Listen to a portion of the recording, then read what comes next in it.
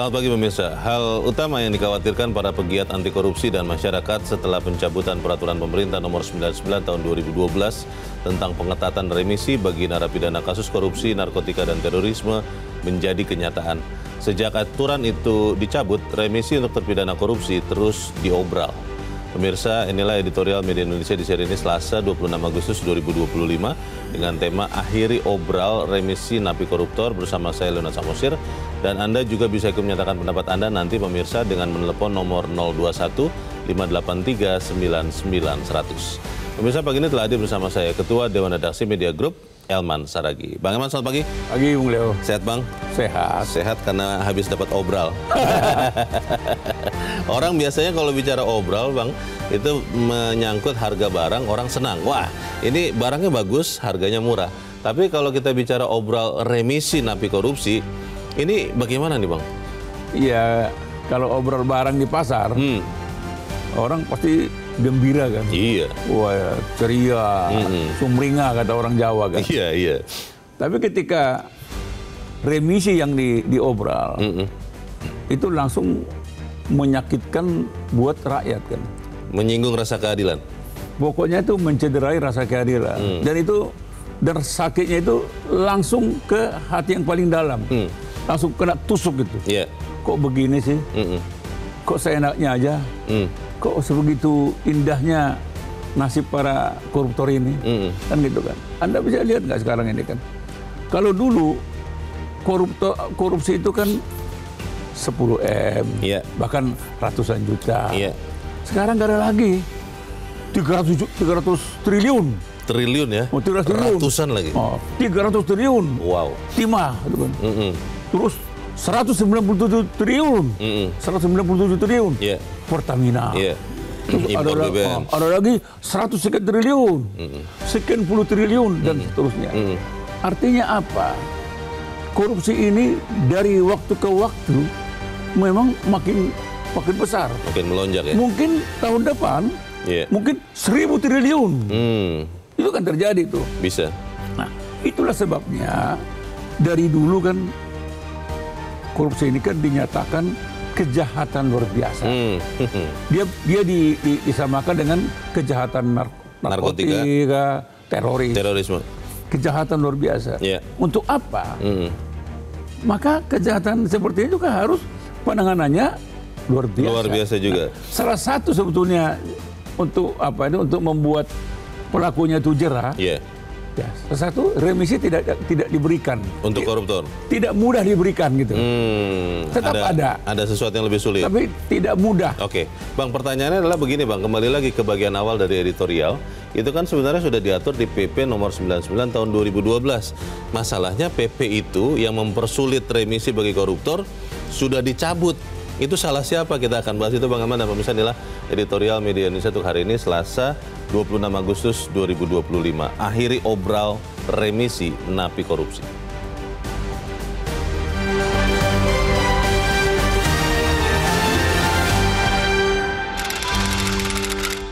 Akhiri obral remisi napi korupsi.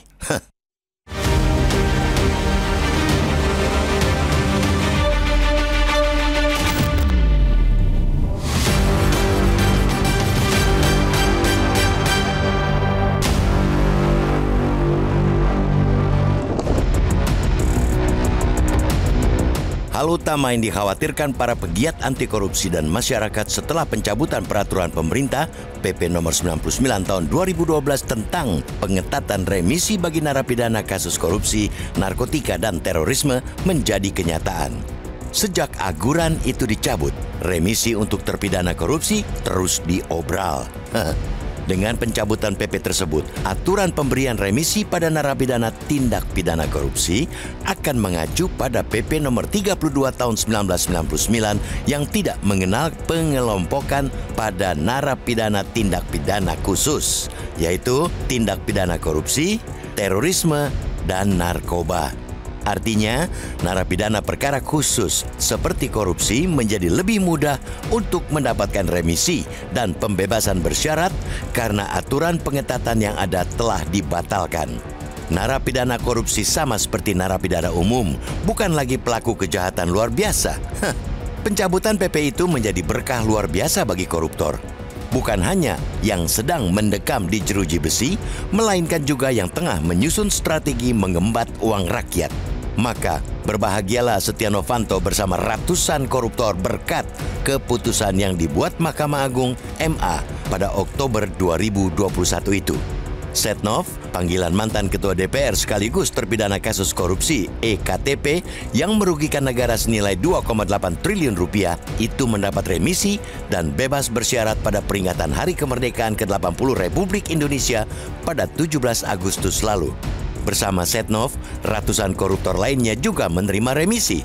Ini bukan kali pertama Setnov mendapat remisi. Selama menjalani pemidanaan di penjara Sukamiskin, Bandung, Jawa Barat, ia beberapa kali mendapatkan korting hukuman. Dari mulai masa pidana hingga pembebasannya kini, Setnov nyaris hanya menjalani hukuman selama 8 tahun. Padahal ia divonis 15 tahun penjara. Remisi untuk Setnov dan ratusan koruptor lainnya itu menjadi kado yang sangat menyakitkan bagi rakyat Indonesia. Situasi itu jelas semakin memperlemah upaya pemberantasan korupsi di Indonesia. Tidak ada lagi pembeda antara narapidana korupsi dan narapidana lain. Padahal korupsi merupakan kejahatan luar biasa, mengenyangkan para pelaku dan keluarga mereka, tetapi telah melanggar hak-hak sosial dan hak-hak ekonomi masyarakat. Saat masih ada PP 99/2012, persyaratan pemberian remisi bagi koruptor sangat ketat. Menurut PP tersebut, syarat untuk terpidana korupsi mendapatkan remisi harus memenuhi 2 hal, yakni bersedia menjadi justice kolaborator dan membayar lunas denda serta uang pengganti. Peraturan itu sudah mempertimbangkan dengan sangat baik bahwa korupsi merupakan extraordinary crime, karena itu penanganannya juga harus dilakukan dengan cara-cara luar biasa, termasuk juga dalam hal pemberian remisi. Maka adalah sesat logika jika MA mencabut PP ini dengan alasan semua narapidana memiliki hak yang sama. Praktek pemberian remisi terhadap koruptor juga bakal menjadi preseden buruk yang dapat melemahkan penegakan hukum dan menihilkan efek jera, different effect. Banyak pejabat tidak takut lagi untuk korupsi karena salah satunya dipastikan mendapat remisi asal tidak divonis mati atau seumur hidup. Jika pemerintahan Presiden Prabowo Subianto benar-benar memiliki komitmen dan serius dalam hal pemberantasan korupsi, aturan pembatasan remisi tersebut, yakni PP 99/2012, harus dihidupkan kembali. Menghidupkan kembali aturan itu akan menegakkan prinsip keadilan dan jadi pintu awal pengembalian prinsip bahwa korupsi ialah kejahatan luar biasa yang mesti ditumpas secara luar biasa pula, bukan malah dimuliakan melalui obral remisi.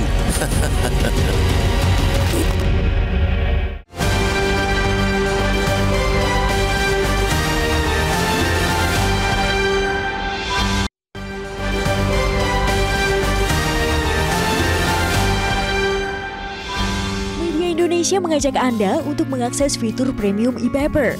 Dengan sajian konten berbasis intelektual dan meneguhkan kebangsaan, Media Indonesia tampil dengan lebih dinamis melalui e-paper Media Indonesia yang dapat Anda akses kapan saja, di mana saja. Caranya mudah, download aplikasi Media Indonesia di Android atau ketik link e-paper.mediaindonesia.com atau bisa scan QR Code pada layar kaca Anda. Klik tab e-paper di bagian samping layar tablet Anda, daftarkan data diri, serta pilih paket berlangganan e-paper Media Indonesia sesuai dengan kebutuhan Anda. Nikmati juga bonus spesial tambahan 4 halaman rubrik fokus setiap hari. Semua bisa Anda dapatkan hanya di e-paper Media Indonesia. Untuk informasi lebih lanjut, hubungi customer service di nomor 0811 1201 2018 atau kunjungi media sosial @mediaindonesia. Media Indonesia, referensi bangsa. Terima kasih Anda masih bersama kami pemirsa, dan sekarang kita akan mendengarkan dulu bagaimana pendapat dari pemirsa Metro TV. Kali ini kita sudah terhubung dengan pemirsa Metro TV di Makassar, Sulawesi Selatan, ada Ibu Lia. Ibu Lia, selamat pagi. Assalamualaikum. Waalaikumsalam Bu Lia. Bagaimana Bu, ini PP 99/2012 yang memperketat remisi bagi koruptor sudah dicabut, sehingga akhirnya secara legal formal ya tidak ada lagi pengetatan remisi bagi koruptor. Pendapat Ibu bagaimana? inilah kelemahan negara kita ini Pak ya. Semua itu para pejabat kita itu soalnya tidak konsisten dengan apa yang dikemukakan ketika menjabat. Mereka itu semuanya mesti diberi jabatan atau amanah. Mereka itu selalu berkomitmen bahwa ia merupakan garda terdepan untuk pemberantasan korupsi. Tapi kenyataannya kan seperti kita lihat ini. Diobral ya. Jadi juga jangankan untuk amnesti, tapi jabatan, semua jabatan juga di negara kita ini bisa diobral semua. Ya, jadi masyarakat itu artinya kurang percaya lah dengan apa yang dikemukakan oleh pejabat kita. Karena mereka sendiri yang bikin aturan, tapi mereka sendiri yang melanggarnya. Jadi tidak ada konsistensi daripada para pejabat kita ini. Nah itu yang diharapkan oleh masyarakat. Kalau dia berada di garda terdepan, ya buktikan. Tapi kenyataannya kan tidak ya, bertolak belakang. Jadi inilah salah satu kelemahan negara kita. Sehingga rakyat itu seperti kemarin ya, kalau ada demo ya, itu karena apa? Karena ketidakpuasan masyarakat tentang aturan-aturan yang dibuat dan mereka sendiri yang melanggar. Oke. Nah, jadi inilah sedikit gambaran bahwa kenapa tidak sama dengan teroris ya. Teroris itu bisa-bisa ditembak di tempat. Kenapa kalau koruptor itu malah diberi fasilitas yang mewah di tahanan, ya jadi hanya namanya tahanan, tapi kalau orang ke sana itu katanya ini fasilitasnya mewah ya, melebihi hotel bintang 5. Nah, inilah semua kelemahan-kelemahan daripada pejabat-pejabat kita, sehingga rakyat itu agak-agak jenuh ya sekarang ini melihat tingkah laku daripada pejabat kita yang konsisten, ya? Tidak berpihak kepada atau tidak konsisten kepada aturan yang dibuat sendiri, sehingga mereka sendiri yang akan melanggarnya, dan itulah ketidakpercayaan masyarakat terhadap pemimpin-pemimpin kita. Baik, terima kasih Bu Lia di Makassar, Sulawesi Selatan untuk pendapat Ibu. Selamat pagi. Masalahnya itu Bang Elman, ketika PP nomor 99 2012 sudah dicabut oleh MA tahun 2021, akhirnya tadi seperti di dalam headline news, pejabat Dirjen itu ya, mengatakan ya kalau emang mau memperketat remisi bagi koruptor, ya aturannya diubah lah, entah undang-undangnya, entah PP-nya atau apanya. Bagaimana Bang? Nah, ini kan sebetulnya kan bukan soal mau tidak mau kan. Sekarang pertanyaannya, serius enggak kita ini untuk memberantas korupsi kan itu kan. Itu kan, dan kalau ditanya serius enggak, itu berlaku untuk semuanya. Ya rakyat, ya pemerintah gitu kan. Jadi nggak boleh juga misalnya pejabat bilang, ya kalau mau menghapus remisi, ubah undang-undangnya. Tidak sesimpel itu jawaban. Pertanyaan sekarang, mau nggak? Kan kalau kita dengar berulang kali, Presiden bilang, dia kan geram kan. Betul. Bahkan beliau bilang akan mengejar sampai ke Antartika kan. Sampai ke luar angkasa itu juga. Kan penanda bahwa betapa korupsi itu sangat serius. Betul. Bahkan sudah menjadi sebuah budaya jadinya kan itu kan. Dan ini berbahaya. Dan kalau kita tadi kan saya jelaskan, angka-angka korupsi itu kan dari waktu ke waktu kan makin besar. Terakhir kan yang paling besar kan Timah 300 triliun nilai korupsinya ya. Pertamina 190 triliun. Hampir 200. Kalau 300 triliun kan berarti hampir 10% dan nilai APBN kan. Oh iya. Nah, kalau tahun depan kalau ini dibiarkan, bukan tidak mungkin 1000 triliun. Wah, sepertiga APBN. Sepertiga APBN kan. Nah, wah ngeri. Ini artinya korupsi ini tidak bisa lagi ditangani hanya biasa-biasa. Harus betul-betul penanganannya luar biasa. Salah satu di antaranya itu hapuskan remisi. Paling tidak perketat pemberian remisi. Persulit lah ya. Persulit. Katakanlah misalnya dalam ketentuannya kan disebutkan, kalau dulu kan dikatakan para koruptor, para penjahat ini bisa dapat remisi kalau dia menjadi justice collaborator. Dia membuka kasusnya. Dia membuka kasusnya seterang-terangnya.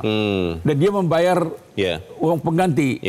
Dan membayar denda dan seterusnya kan gitu. Nah, kalau ini tidak dilaksanakan kembali, ya kita khawatir korupsinya nggak akan bisa diberantas. Karena jujur aja ya, sekarang orang melakukan korupsi, tenang aja. Toh juga nanti ada remisi. Dan Anda bayangkan Leo, ketika pemberian remisi itu, siapa menjamin ketika itu diberikan betul-betul ketat? Oh. Nah, ini kan biasanya rekomendasi kemudahan seperti itu kan. Itu juga kan konon katanya kan bisa juga dititipi, dipermainkan lah gitu. Nah, ini kan masyarakat juga nggak percaya betul bahwa remisi itu betul-betul karena memang kelakuannya baik dan memang kelihatan dia sudah bersumpah tidak akan mengulangi lagi, dia akan kembali ke jalan yang benar. Itu kan namanya rekomendasi. Bang, kalau ada yang mengatakan ini kalau begitu karena PP sudah dicabut, kan sebetulnya remisi itu kan tidak wajib ya, itu kan opsional dari para pengambil keputusan. Berarti yang harus diperiksa adalah pengambil keputusannya. Dia punya ukuran yang jelas tidak seorang Setia Novanto atau siapapun itu diberi remisi begitu rupa. Kalau memang alasannya tidak jelas, ganti orang itu. Bisa menyelesaikan masalah nggak, Bang? Iya, teorinya bisa. Teorinya bisa? Bisa. Artinya kan tadi kan kita katakan, itu kan subjektif kan? Iya. Nah, siapa yang menjamin bahwa pemberian remisi itu objektif? Betul-betul, dan semua yang berwenang betul-betul memang berendaskan kebenaran, kejujuran. Karena untuk mengukur kelakuan baik seseorang itu kan relatif. Kualitatif ya. Nah, jangan-jangan pakai apa itu? Orang bisa baik kalau ada sesuatunya. Ada sesuatu. Orang tidak akan baik ya kalau dia asin kan gitu kan. Ya kalau asin dia selamanya nggak baik. Tapi kalau ada bisa main mata, kita kan nggak tahu. Berarti PP-nya, Bang, atau apapun aturan itu yang mempersulit atau memperketat pemberian remisi koruptor harus diadakan lagi dong, Bang? Loh, kalau pendapat masyarakat, sebetulnya kan, dikembalikan lagi PP itu, perketat pemberian remisi. Kan kita tidak melarang pemberian remisi. Perketat, persulit. Itu kembalikan seperti itu kan. Dan ini memang harus menjadi tekad daripada pemerintah. Apakah itu bisa akan dilakukan? Kita bahas di bagian berikut. Bang Elman dan pemirsa tetaplah bersama kami, Editorial Media Indonesia segera kembali.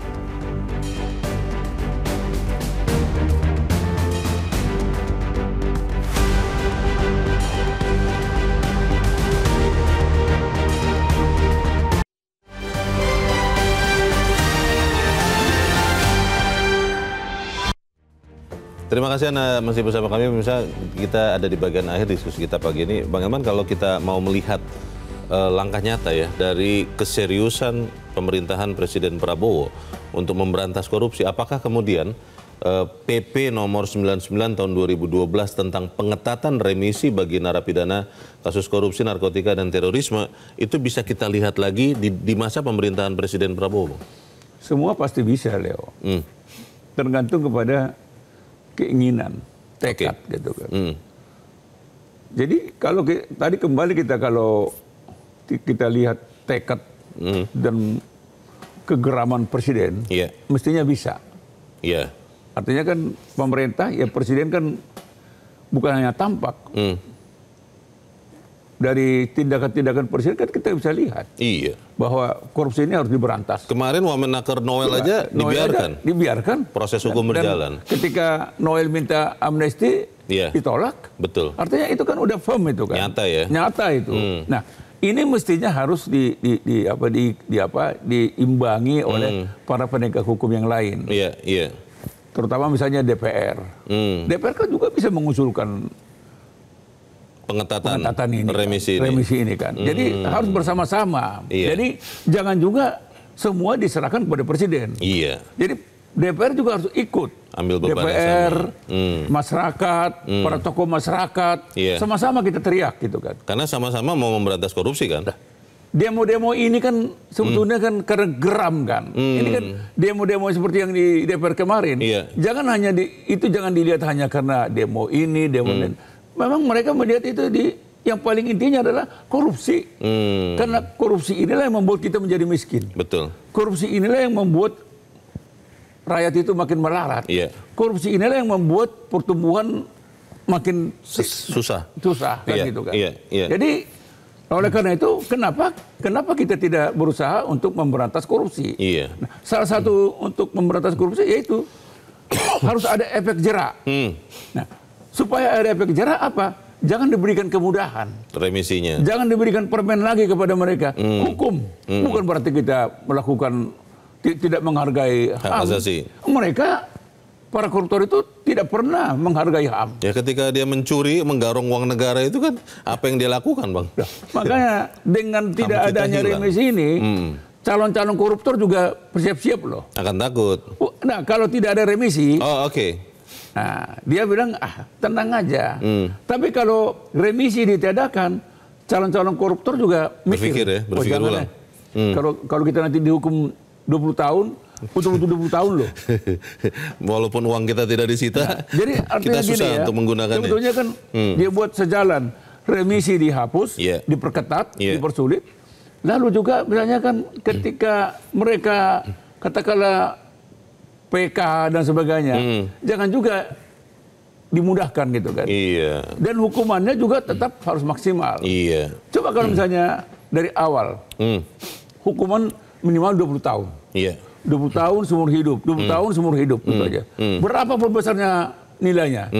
Konsisten ya? Konsisten aja, asal korupsi 20 tahun. Iya. Hukum seumur hidup. Iya. Kalau hukuman mati saya nggak setuju. 20 tahun seumur hidup, 20 tahun seumur hidup. Iya. Nah, konsisten semua, itu akan memberikan efek jerak. Oh jangan, masuk 20 tahun saya di penjara, masuk seumur hidup saya di penjara. Tapi kalau dengan sekarang, sudah hukuman ringan, diberikan remisi lagi. Happy sekali. Happy sekali. Oke, kita harap Bang apa yang kita bicarakan di tempat ini akan menjadi materi bagus untuk kemudian mewujudkan lagi, mengadakan lagi PP serupa supaya kemudian kita benar-benar melakukan apa yang kita katakan memberantas korupsi. Mudah-mudahan. Mudah-mudahan. Bang Ahmad Saragih, terima kasih sudah di tempat ini. Selamat pagi Bang. Pemirsa, jika pemerintahan Presiden Prabowo Subianto benar-benar berkomitmen serius memberantas korupsi, maka aturan pembatasan remisi yaitu PP 99/2012 harus dihidupkan lagi. Menghidupkan kembali aturan itu akan menegakkan prinsip keadilan dan menjadi pintu awal mengembalikan prinsip bahwa korupsi adalah kejahatan luar biasa yang harus ditumpas dengan luar biasa pula, bukan malah dimuliakan melalui obral remisi. Saya Leonard Samosir, berterima kasih Anda sudah menyimak editorial Media Indonesia pagi ini. Terus jaga kesehatan Anda, terus jaga nurani Anda. Selamat pagi, sampai jumpa.